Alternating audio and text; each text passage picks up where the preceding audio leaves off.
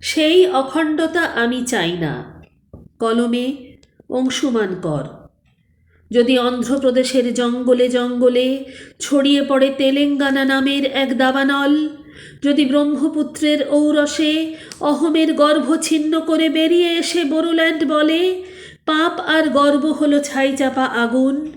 যদি পর্যটক নেই বলে দার্জিলিংয়ে সূর্য না ওঠে 31 দিন, যদি কাশ্মীরে শুকিয়ে যায় ডাল লেক, যদি আরও একবার অরুণাচল প্রদেশ বলে চীনের চেয়ারম্যান আমাদের চেয়ারম্যান,